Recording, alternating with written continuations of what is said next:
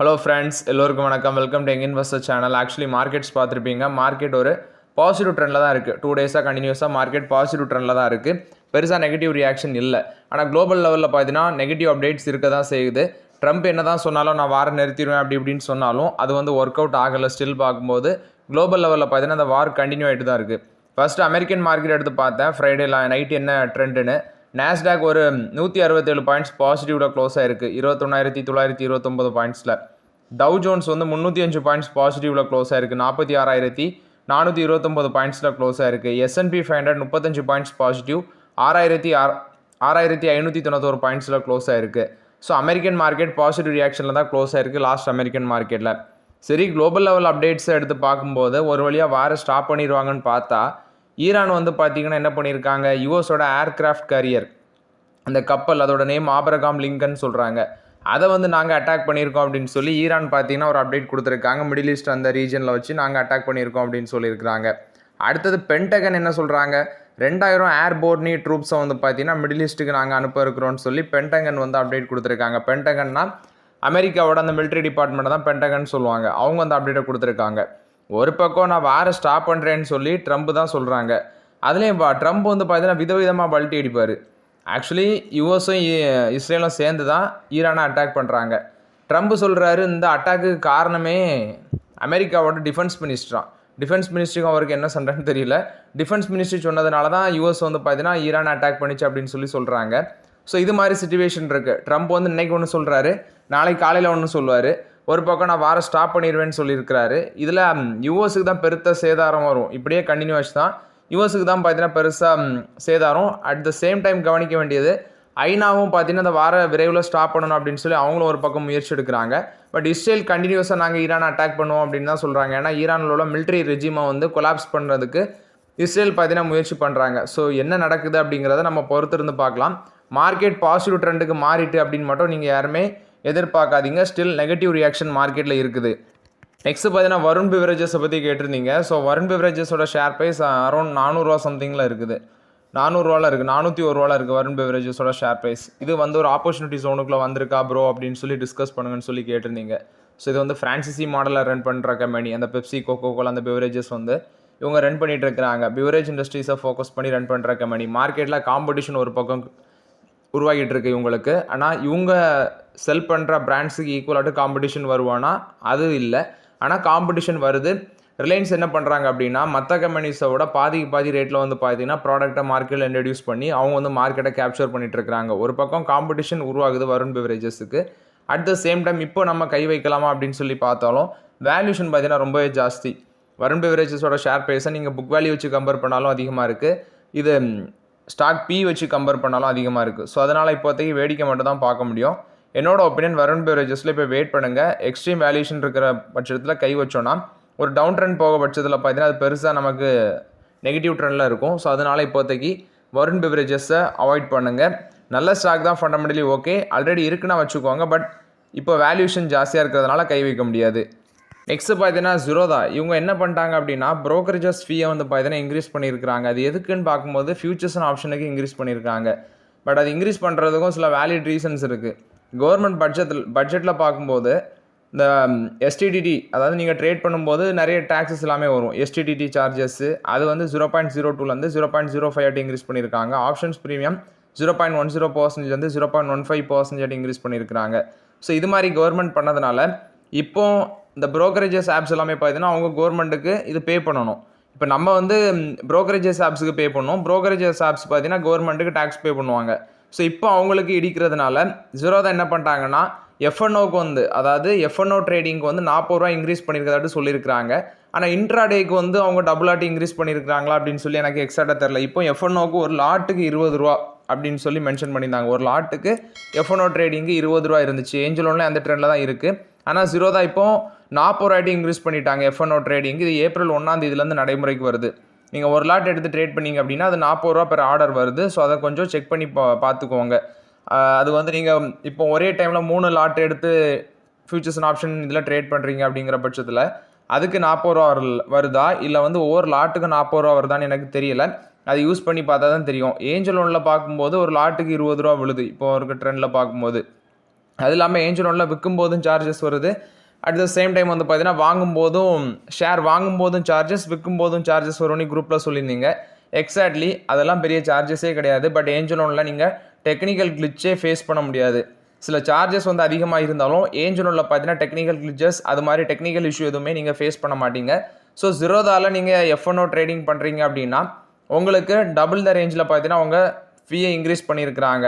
40 ரூபா per order ஆட்டி increase பண்ணியிருக்கிறாங்க. பட் இன்ட்ராடேக்கு அவங்க இன்க்ரீஸ் பண்ணலை. பட் இன்ட்ராடேயில் பார்க்கும்போது சில இன்ட்ராடே டெரிவேட்டிவ்ஸுக்கு பார்த்தீங்கன்னா இன்க்ரீஸ் பண்ணிக்கிறதாட்டு சொல்லியிருக்கிறாங்க. ஸோ April 1 யூஸ் பண்ணுறவங்களுக்கு நீங்கள் அதை பார்த்தாலே சார்ஜஸ் உங்களுக்கு புரிய வரும். ஸோ அதை வந்து கொஞ்சம் செக் பண்ணி பார்த்துக்கோங்க. ஏஞ்சல் ஒன்ல நீங்கள் கிரிட்டிசைஸ் பண்ணுற மாதிரி சார்ஜஸ் ஹெவியெல்லாம் ஒன்றும் கிடையாது. ஓரளவு நார்மல் தான். பட் என்ன டீசெண்டாக இருக்கும். ஆப்பில் எந்த கம்ப்ளைண்ட்டுமே இருக்காது ஏஞ்சல் ஒன்ல பார்க்கும்போது.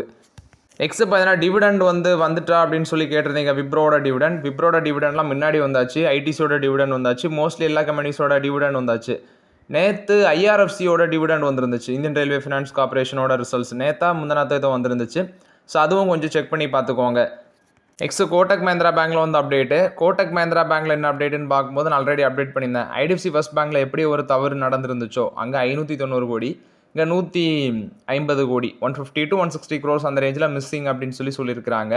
பஞ்சகுலா முனிசிபல் கார்பரேஷன் அந்த ரிலேட்டட் ஃபிக்ஸட் டெபாசிட் அக்கௌண்ட்ஸில் உள்ள அமௌண்ட் எல்லாமே காலியாக இருக்குது.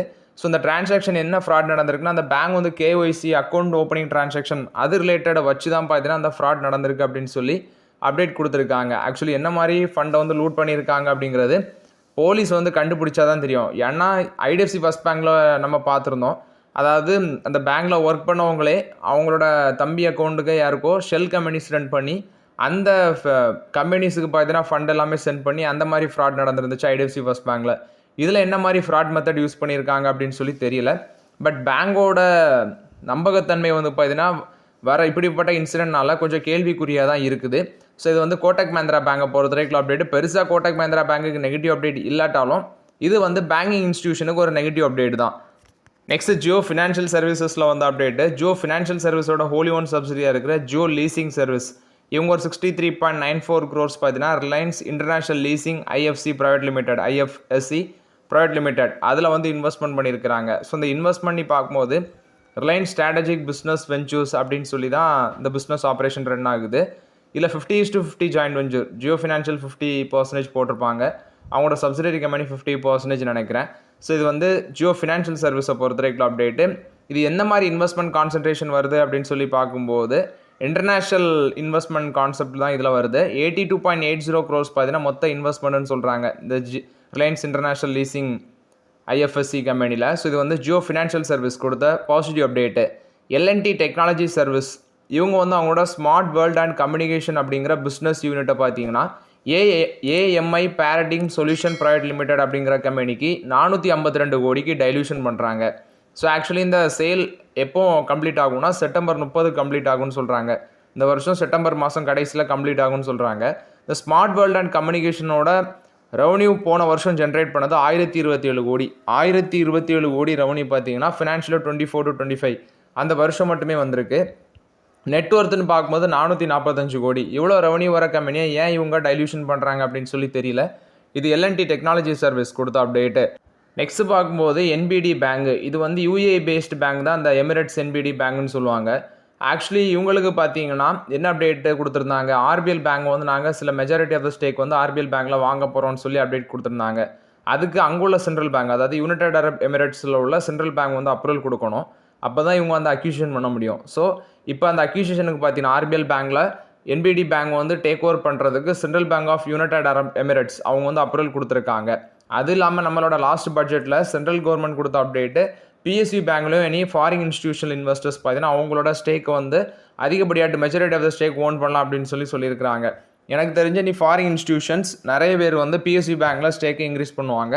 ஸோ என்ன மாதிரி சிச்சுவேஷன் வருது அப்படிங்கிறத பொறுத்திருந்து பார்க்கலாம். இது வந்து ஆர்பிஎல் பேங்கை பொறுத்த வரைக்கும் அப்டேட்டு. நெக்ஸ்ட் சூலா வின்யார்ட்ஸ் இவங்க வந்து Louis Vuitton Moët Hennessy Nashik estate அதை வந்து வாங்கியிருக்கிறாங்க. டொமைன் சந்தன் இந்தியா 20 கோடிக்கு பார்த்தீங்கன்னா அதை வாங்கியிருக்காங்க. 19 ஏக்கர் ஃபெசிலிட்டி உள்ள இடம், 4.5 lakh லிட்டர்ஸ் ஆனுவல் கெப்பாசிட்டி, அதாவது அந்த ரேஞ்சுக்கு பார்த்தீங்கன்னா 4.5 lakh லிட்டர்ஸ் ஆனுவல் கெப்பாசிட்டி உள்ள இடம். இது வந்து என்ன பண்ணுறாங்கன்னா ஒயின்ஸ் வந்து பார்த்தீங்கன்னா ப்ரொடியூஸ் பண்ணுவாங்க அப்படின்னு சொல்லியிருக்கிறாங்க அந்த ஃபெசிலிட்டியில். ஸோ இது வந்து சூலா வின்யார்ட்ஸுக்கு வந்து ஒரு பாசிட்டிவ் அப்டேட்டாக இருக்குது. ஸோ இது மூலமாட்டு அவங்களுக்கு டொமஸ்டிக்கில் ப்ரீமியம் ஒயின் மார்க்கெட் ஷேர் இன்னும் இன்க்ரீஸ் ஆகும்னு சொல்கிறாங்க. ஜெஃப்ரீஸ் எல்ஜி எலக்ட்ரானிக்ஸ் 29% மேலே போகும்னு சொல்கிறாங்க. பை ரேட்டிங் கொடுக்குறாங்க. 1910 ரூபா டார்கெட் ப்ரைஸ் மென்ஷன் பண்ணியிருக்கிறாங்க. மார்க்கெட் ஷேர் இவங்களுக்கு இன்க்ரீஸ் ஆகுது. நியூ ப்ராடக்ட் லான்ச் பண்ணலாம். ப்ரைசிங் பவர் இதெல்லாம் பேஸ் பண்ணி பார்த்தீங்கன்னா அந்த அப்டேட் கொடுத்துருக்காங்க. ஸோ இது எல்ஜி எலக்ட்ரானிக்ஸ் கொடுத்த அப்டேட்டு. வேதாந்தா லிமிடெட் அவங்களுக்கு can oil and gas plant ஒன்று வச்சுருக்காங்க. ஸோ இந்த கேர்ன் ஆயில் அண்ட் கேஸ் பிளான்ட்டில் என்ன சொல்கிறாங்க அப்படின்னா குவார்டர்டபுள் அவுட்புட், அதாவது ஒரு நாளுக்கு 1 மில்லியன் பேரல்ஸ் பெர் டே வந்து பார்த்தீங்கன்னா ப்ரொடியூஸ் பண்ணி $5 billion worth of US oil field கான்ட்ராக்டர்ஸுக்கு வந்து பார்த்தீங்கன்னா எதிர்பார்க்குறாங்க. ஸோ இது மூலமாட்டு இந்தியன் ஃபீல்ட்ஸை டெவலப் பண்ணி ஷேல் ஃபார்மேஷன், இப்போது இவங்க அந்த கேன் கம்பெனி இருக்குது, இவங்க அமெரிக்காவிலேருந்து ஒரு 10 அமெரிக்கன்ஸ் ஹையர் பண்ணி யூஎஸ் ஷேல் பிளே புக் அந்த பேசிஸில் வந்து பார்த்தீங்கன்னா அந்த கட்டிங் பண்ணுறது, ட்ரில்லிங் பண்ணுறது இதெல்லாமே அவங்க மூலமாட்டு கம்ப்ளீட்டேஷன் பண்ணுவாங்க அப்படின்னு அப்டேட் கொடுத்துருக்காங்க. இதனால் ப்ரொடக்ஷன் 1/3 ஆஃப் த ப்ரொடக்ஷன் வந்து பார்த்தீங்கன்னா அவங்கள வச்சே பண்ணலான்னு சொல்கிறாங்க. இது வந்து வேதாந்தா லிமிடெட் கொடுத்த ஒரு பாசிட்டிவ் அப்டேட்டு. நெக்ஸ்ட் சிஎல்எஸ்ஐ இவங்க ஒரு அவுட் பெர்ஃபார்ம் ரேட்டிங் கொடுக்குறாங்க ஆட்டோ ஸ்டாக்ஸுக்கு. இதில் சில ஸ்டாக்ஸ்லாம் மேலே போகும் அப்படின்னு சொல்லியிருக்கிறாங்க. ஃபஸ்ட்டு பார்க்கும்போது Bajaj auto, Tata motor personal vehicle, Mahindra and Mahindra. இதில் மஹிந்திராவுக்கு வந்து 46% மேலே போகும்னு சொல்கிறாங்க. பஜாஜ் ஆட்டோ 20% மேலே போகும்னு சொல்கிறாங்க. Tata motor personal vehicle 42% current லெவல்லேருந்து மேலே போகும்னு சொல்கிறாங்க. ஸோ அந்த 3 ஆட்டோ ஸ்டாக்ஸும் 54% அளவுக்கு மேலே போக சான்சஸ் இருக்குது அப்படின்னு அவங்க மென்ஷன் பண்ணியிருக்காங்க. நெக்ஸ்ட்டு பார்க்கும்போது ஏசி கம்பெனிஸு அவங்களுக்கு இந்த Q4 பார்த்தீங்கன்னா கொஞ்சம் வீக்காக இருக்கும் அப்படின்னு சொல்லியிருக்கிறாங்க. ஆனால் டிமாண்ட் வந்து ஸ்ட்ராங்காக இருந்தாலும் ரிக்கவரி பார்க்கும்போது கொஞ்சம் வீக்காக தான் இருக்க சான்ஸ் இருக்குது அப்படின்னு அப்டேட் கொடுத்துருக்காங்க. என்ன ஒன்றுனா மார்ஜின் ப்ரெஷர் ஒன்று, next cost inflation, supply disruption இது எல்லாமே அவங்களுக்கு ரெவன்யூ க்ரோத்தை வந்து பார்த்தீங்கன்னா அஃபெக்ட் பண்ணணும்னு சொல்கிறாங்க. பட் ஆக்சுவலி எக்ஸாக்ட் என்ன கண்டிஷன் தெரியலை. லாஸ்ட்டு ஏசி சேல்ஸு இதே டைமில் நான் பார்க்கும்போது போன வருஷம் நான் நல்லா இருக்கும் அப்படின்னு எதிர்பார்த்தேன். என்னென்னா மழை வந்து கெடுத்து விட்டுட்டு அந்த டைமில் ஏசி சேல்ஸ் காலி, பெருசாட்டு பார்த்தீங்கன்னா சேல்ஸே இல்லை. இந்த டைம் என்னென்னா அந்த வார் வந்து கெடுத்து விட்டுட்டு அவங்கள, ஆனால் அந்த வார் வந்து நிற்கிற மாதிரியும் தெரியலை. ஸோ ரிசல்ட்ஸை பார்த்தா தான் நமக்கு தெரியும். இதில் ஹேவல்ஸ் இருக்குது, வோல்டாஸ் இருக்குது, ப்ளூ ஸ்டார் இருக்குது, இது மாதிரி கம்பெனிஸ்லாம் இருக்குது. என்ன மாதிரி ரிசல்ட்ஸ் பண்ணுறாங்க அப்படிங்கிறத பொறுத்திருந்து பார்க்கலாம். பட் இப்போ இருக்க சிச்சுவேஷனில் அதோட வேல்யூஷனும் நமக்கு ஏற்ற மாதிரி இல்லை. அதனால் நம்ம இப்போதைக்கு கையும் வைக்க முடியாது அந்த மாதிரி பங்குகளில். சோழமண்டலம் ஃபினான்ஸ் 540 கோடி worth of office contract work பார்த்தீங்கன்னா சென்னை கார்ப்பரேட் ஆஃபீஸ் கன்ஸ்ட்ரக்ஷனுக்கு கொடுத்துருக்காங்க. ஸோ 540 கோடி ஒர்த் ஆஃப் கான்ட்ராக்ட் வந்து சென்னை கார்ப்பரேட் ஆஃபீஸ் கன்ஸ்ட்ரக்ஷனுக்கு கொடுத்துருக்கதோட அப்டேட் கொடுத்துருக்காங்க. ஸோ இது வந்து கல்பட்டாரு ப்ராஜெக்ட் இன்டர்நேஷனல் லிமிடெட் அவங்க தான் இதை கன்ஸ்ட்ரக்ஷன் பண்ணுவாங்க. ஸோ இது வந்து முருகப்பா குரூப்போட Cholamandalam investment and finance company limited கொடுத்த update. So okay friends, actually இந்த வீடியோவில் சில இம்பார்ட்டன்ட் அப்டேட்ஸ் எல்லாமே டிஸ்கஸ் பண்ணுவோம். இந்த வீடியோ உங்களுக்கு பயனுள்ளதாக இருந்துச்சுன்னா லைக் பண்ணுங்கள், சப்ஸ்கிரைப் பண்ணுங்கள், கமெண்ட் பண்ணுங்கள். Okay friends, thank you.